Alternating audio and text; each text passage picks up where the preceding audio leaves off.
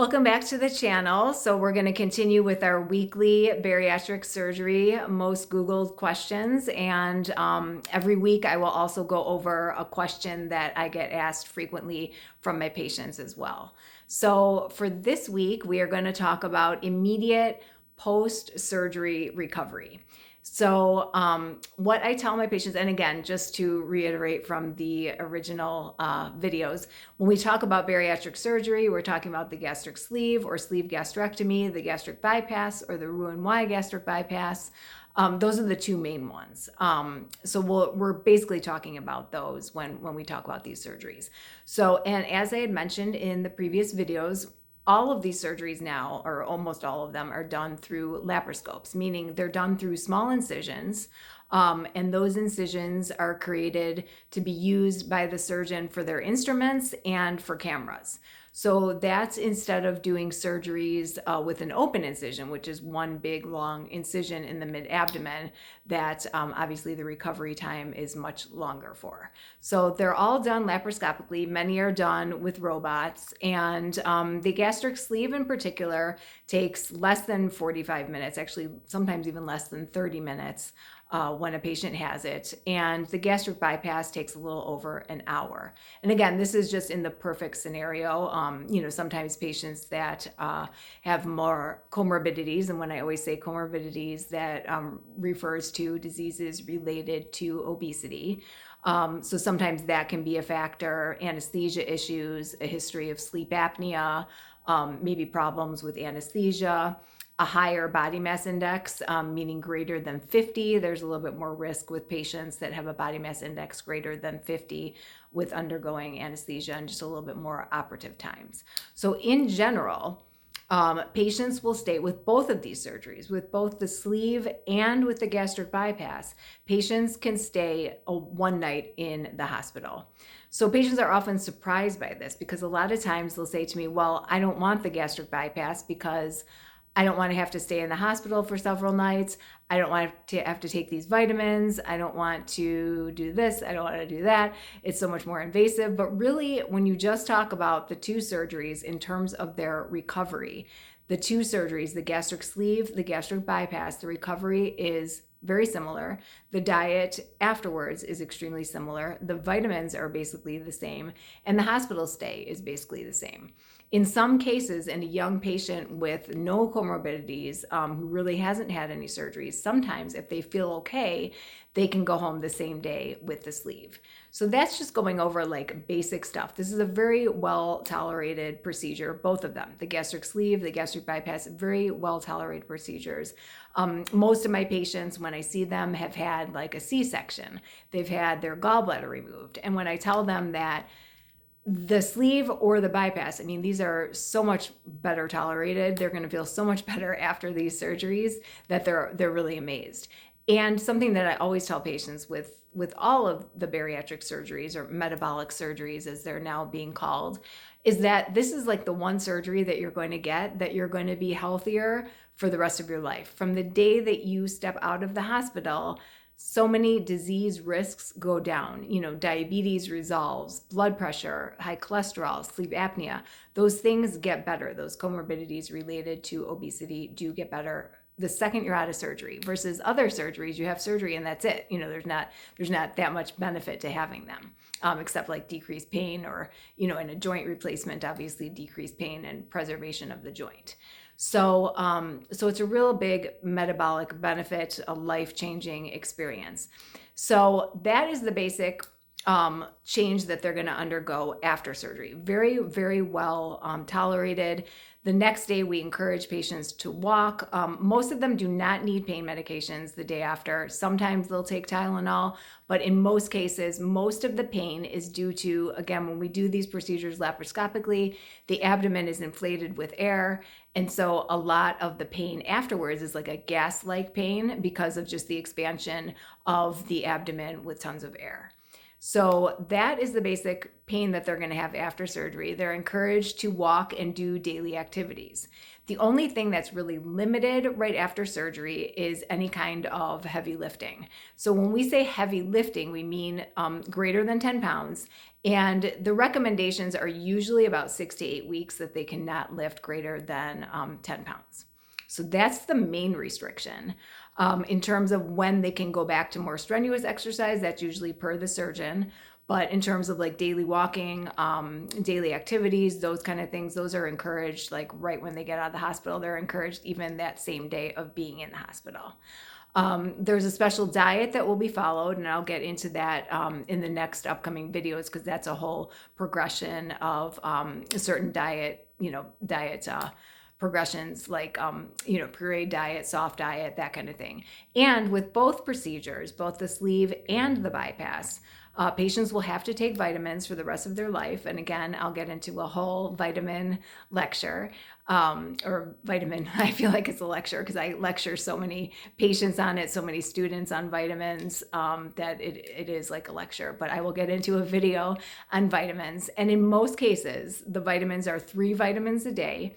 Patients often will complain, well, I hate taking medications. And I'm like, well, wouldn't you rather be on vitamins for the rest of your life than being on insulin or needing a sleep machine, that kind of thing. So it's a little bit easier to encourage them to take their vitamins. Also, when patients ask me about the risks of having surgery, one of the biggest risks long-term is vitamin deficiencies.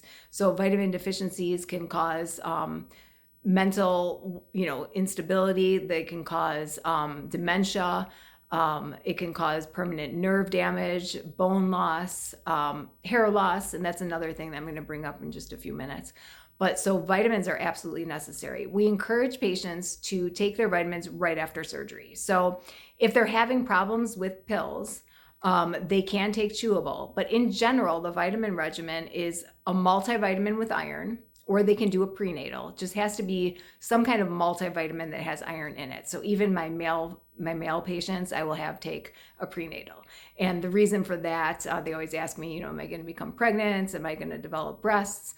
No, that's not going to happen. It's just that the prenatals have a little bit more iron in them and folate. So they're actually like a perfect bariatric vitamin. So they do have to take one multivitamin with iron in it, and they have to make sure that it's got iron. We'll get into that whole thing in another video too. A vitamin D supplement. So most patients will need vitamin D 5,000 units every day. That's just the general recommendation. And then some form of vitamin B12 every day. And the best is when I have a patient say to me, I guess this will be my patient story of the day, but when a patient will say to me, Dr. Berger, I found this vitamin and it's got everything in it. And I'm like, wow, like, how did I never hear of this? But really what it is it's a multivitamin. And yes, I know it has everything in it, but the extra vitamin D and the extra B12, those are in addition to what's already in the multivitamin. So I always tell patients that, as a regular patient without any kind of alteration in the anatomy, which, the sleeve and the bypass, they both do alter the anatomy of digestion. In a regular patient, you might not need to take vitamins, but with a surgery patient, your anatomy will forever be different. So vitamins are necessary for the rest of your life.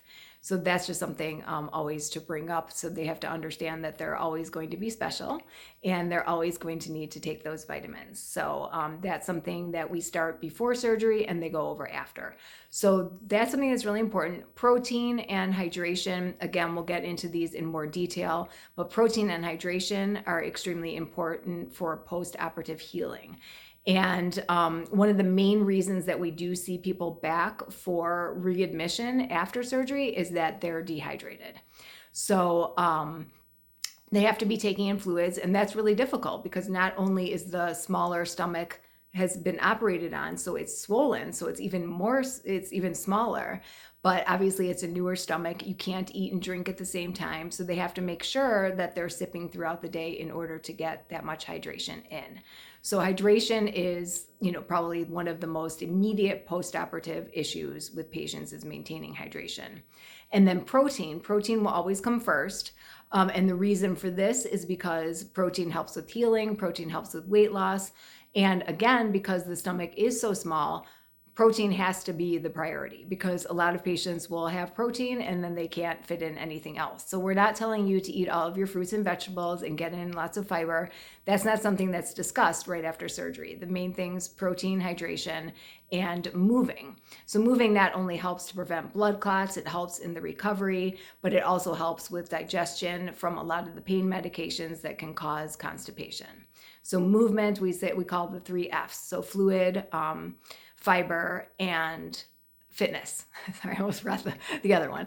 Those were the 3. And then I also mentioned with the vitamins, they can be chewable, but in general, that main vitamin is the only big tablet that they're going to have to take, because the B12, a lot of times we'll have them get like the liquid B12 or the one that dissolves under the tongue. And the vitamin D is incredibly tiny. So regardless, the B12 and the D, those are really tiny. And then you've got the multivitamin. If a chewable is preferred, if the patient cannot take in that big multivitamin, then the preference is for a chewable. Okay, so again, we'll get into this more, but chewable, not a gummy. So, I have to specifically ask patients, are you taking a chewable? First of all, are you taking a pill? Great. Does it have iron in it? Yes. Okay, perfect.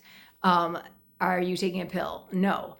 Okay. Are you taking a gummy or are you taking a chewable? I'm taking a chewable. Because does it have iron in it? Yes. Okay, perfect. Is it a gummy? Yes. Okay, not perfect. So gummies, any kind of vitamin that's over 50 or a senior formula, those do not have iron in them. Gummies are not formulated to have iron in them.